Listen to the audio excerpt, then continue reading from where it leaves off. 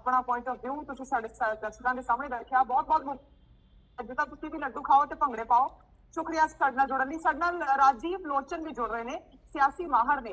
राजीव जी, अज जिहड़े नतीजे आ रहे हैं इन्हूं किस तरह देख रहे हो? वेस्ट बंगाल दे विच कहिए या फिर तमिलनाडु की असैसमेंट कर रही है जिथे एक हीरो एक पार्टी लॉन्च करता है ते नेरी लिया दिंदा है। देखिए, हमें मान के चलना पड़ेगा कि जो इंडिया का वोटर है ये काफ़ी मेच्योर हो चुका है।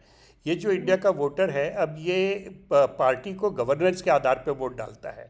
जब टीएमसी ने कंसिस्टेंटली बैड गवर्नेंस दिखाई तब जाके वोटर वहाँ से डिगा। जब तमिलनाडु में बैड गवर्नेंस हुई, चीफ मिनिस्टर तमिलनाडु में बहुत एक्टिव था, पर जो ग्राउंड लेवल पे सरकार के फंक्शनिंग थी वो उतनी बढ़िया नहीं थी, तो लोग वहाँ भी डिग गए और उन्होंने एक नए व्यक्ति को मौका दिया। बंगाल में जो टीएमसी था, ममता बनर्जी की पॉपुलैरिटी बहुत बनी रही, पर जो टीएमसी के पास गुंडा एलिमेंट आया हुआ था जो कि लगातार गुंडागर्दी लास्ट मोमेंट तक कर रहा था, कल भी उन्होंने बैठ के गुंडागर्दी की है फाल्टा में।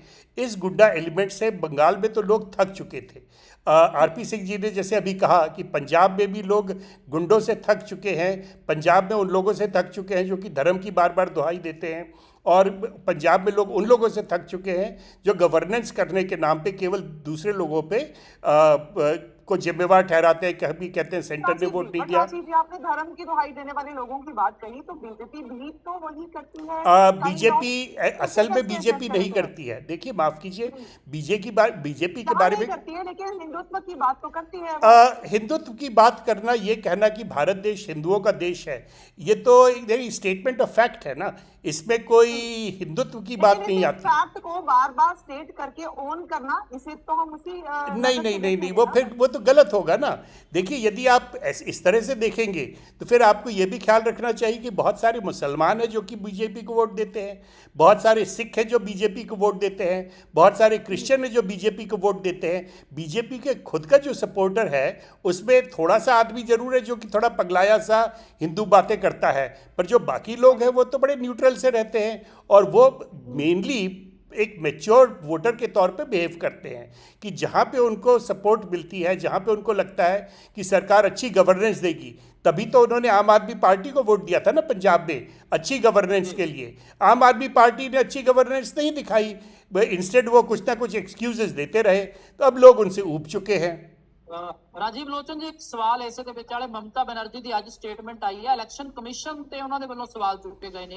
एक तो उन्होंने कहा कि डिले हो रहा है जी काउंटिंग प्रक्रिया है, तो दूजा उन्होंने अपने वर्करां नूं कहा कि तुसीं काउंटिंग सेंटर छड्ड के ना जाओ।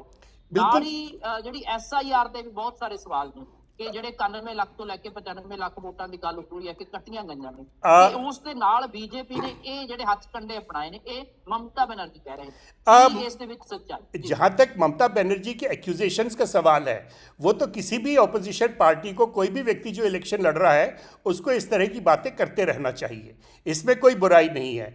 जहां तक ममता बनर्जी कहती हैं कि SIR में कुछ धांधली हुई है, तो ये तो बिल्कुल बेमानी बात है, क्योंकि SIR में हिंदुओं को ज़्यादा निकाला गया है बनिस्बत मुसलमानों के।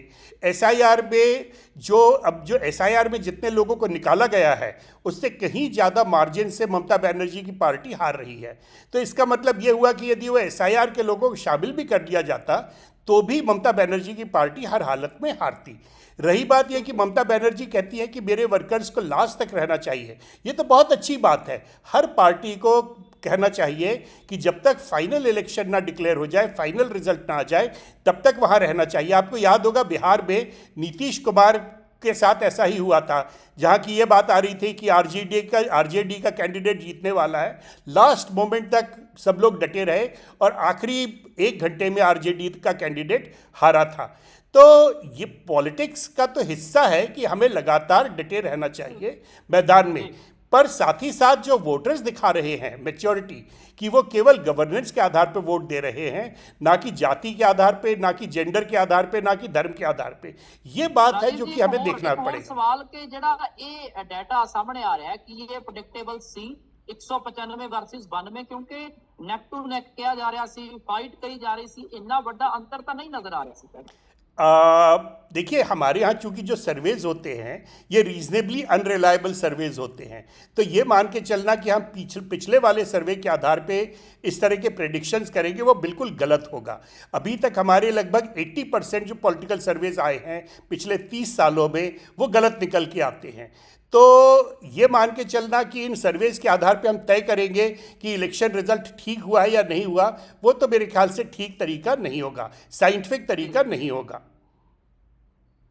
राजीव जी, एक और बात, क्योंकि आप सियासी माहिर हैं, तो आपसे ये समझना चाहूंगी कि पंजाब से अब हम थोड़ा फ्यूचर को समझने की कोशिश करते हैं कि वेस्ट बंगाल में बीजेपी 2 से 65 से अब ट्रिपल डिजिट की तरफ आ रही है।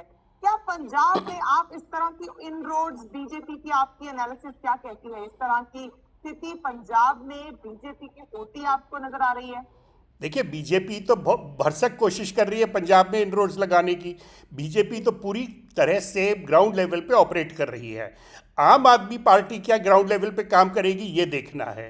अकाली दल तो ग्राउंड लेवल पे अकाली दल छोड़ चुका है, कांग्रेस पार्टी ने काम करना बंद कर दिया ग्राउंड लेवल पे, तो बच रहते दो, आम आदमी पार्टी और बीजेपी। आम आदमी पार्टी के पास 1 साल का समय है, मन लगा के काम कर लेंगे, वोटर्स को जीत लेंगे तो अच्छा रहेगा। अन्यथा बीजेपी तो पूरी दम लगा के इसमें शामिल है।